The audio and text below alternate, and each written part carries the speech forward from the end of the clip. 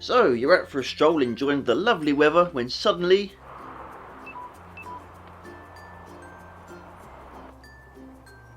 farewell to the last of your phone battery.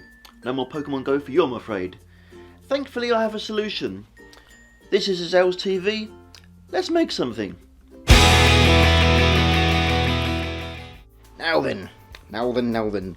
This is the battery I'm going to be using. It's from my old tablet, which suffered a monumental failure when it fell 3 inches onto my metal bed frame, and the screen basically exploded, and the case was already cracked and it wasn't really working properly, and it was beyond economic repair, so I saved the battery out of it.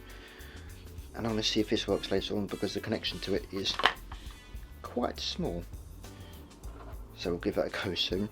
I'm going to use this from Adafruit. This is the, what is this called? The Power Boost 500. It takes in the 5V to charge it through here, the LiPo attaches to here, and it gives out 5V into USB here, and I even supply a little plug for you. But I'm going to mount a plug separately inside the case, so it'll be like something like this. That'll go there, that'll go up there maybe, I don't know yet. I'll see how it goes. We've got to see if this works first of all.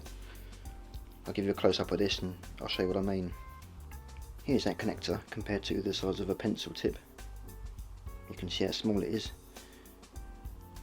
These are the contacts here and on this side here, which I need to solder to. The 2 middle connectors are for the thermistor, which is inside this battery, and it measures the temperature of the battery so that it charges properly and doesn't explode and do all sorts of exciting things like that.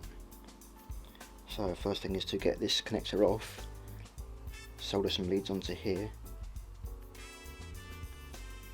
and then connect that to the boost circuit. I've used my pick to break apart the connector because I realised it was going to be far too small and fiddly to desolder.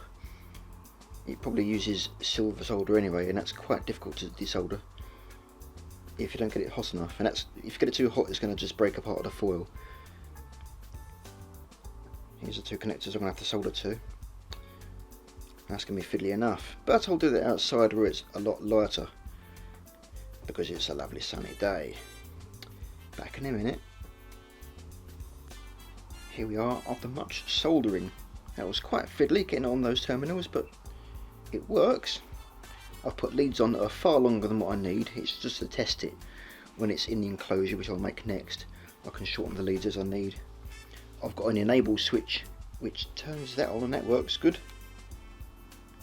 So that turns on the output and it turns on the booster circuit and everything else for the 5V to charge stuff. Now let's see if it'll actually charge something. I've just tacked this on very delicately for now, because the socket won't be on the final product, at least not on the board directly. Let's plug this in.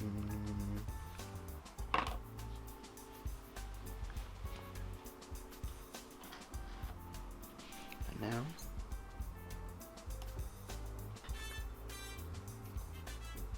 haha, it works! It's working! Excellent! Right, now I'm going to take it outside and charge it, and hopefully the battery won't do anything too exciting. It should be okay, because it's a standard 3.8, what is it, 3.8 volts DC LiPo.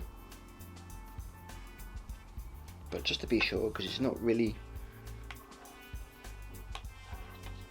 it's not a hobby grade battery, if you like, for lack of a better term, but we'll see.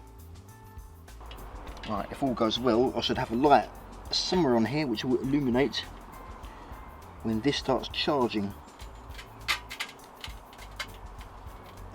Here it is, orange light. I believe that goes green when it's fully charged. We'll come back in about an hour or so and see how it goes. I mean, I think it was fully charged when the tablet broke, so the battery should be still okay. It wasn't that long ago, so it wouldn't self-discharge in that time. It was less than a month ago, so we'll see. I bought this indoors because it was still cool outside. I mean, the battery pack hadn't gotten hot at all. It was doing completely fine, but it's still not charged. And I wonder if the cell voltage is slightly higher, because I think it says 3.8 on here, but I think standard LiPo batteries are 3.7, so this fully charged light may never go out. I don't know, I guess we'll have to see. Also, the battery on the camera is about to run out, so that's fun. Oh good. But I'm going to leave it on and see if it gets charged, and then I'll see if I can charge a phone with it afterwards, see if we'll get it fully charged, hopefully. So, let's leave on for a few more hours. It is green! Finally! It's taken, I don't know, hours and hours. I think my problem is using the really wimpy charger. I mean, I've got the weakest charger in my possession. I don't know why I use that. I'll just grab the charger at random. So it's taken ages to charge up, but it works. Okay, so next is going to be charging up a cell phone and seeing how long that takes and if that works and everything else. It's finished charging the phone. That's fully charged now, brilliant. That took about an hour and a half to charge from 50%. So now I'm charging the tablet, and I'm going to see how long that takes to charge. Still got power. The low battery light hasn't come on yet, so we'll see how that goes. It's very cool to the touch. It gets to about room temperature-ish, slightly above, probably a degree or two above, but that's it. So fantastic, really pleased with that so far. Right, let's check back in later on. Okay, this charged the tablet most of the way. It got to 90%, which isn't too bad, so we'll charge it up again. The battery will charge up again tomorrow and give it further testing, but I think that's working good. Really pleased with that.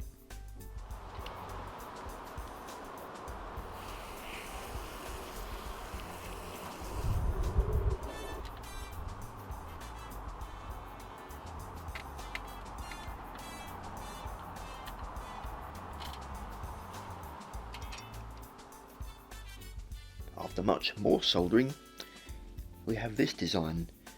What I've done, I've actually extended the charge socket, the USB charger, to an external one. Instead of extending the output, I've extended the input socket instead, because it was easy. I mean, I have this already mounted on a PCB, so that's handy. I don't have one of these mounted on a PCB, so I've left this one on the circuit itself, extended these wires across, and I have this going to this switch here, and these leads under here going to the battery terminals, and it works really well. So if I turn this on, that lights up as normal.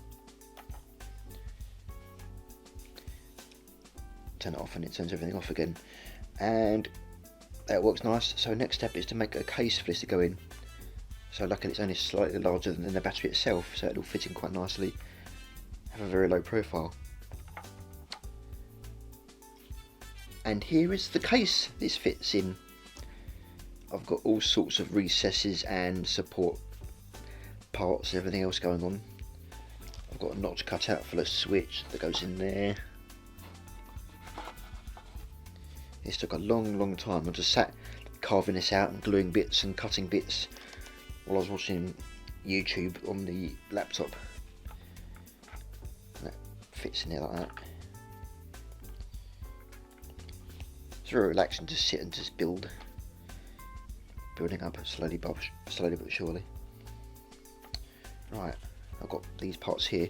What I'm going to do, these are going to glue on the lid itself, so the lid goes down on that like that, and I can unscrew it and take all apart if I need to. So these go on like this, and it will just slots and just rest together for the time being. That goes on like that.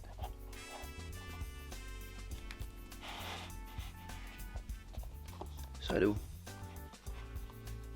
slots together and looks good. Now I could glue that together like that and call it done. I mean, it all works fine. There's screws in the side there that engage with the switch. At the moment it's just loose. but they screw and hold it together. I could just leave it like that and call it finished, but I've actually got an idea for a little window to go up here so I can see the electronics inside it. And I've also got an idea for extra functionality, but it's going to take a while to amass parts. So I'm going to leave that until next week.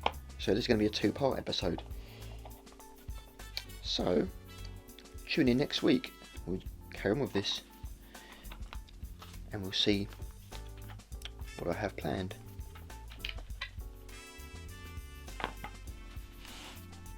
Thanks for watching. Stay tuned.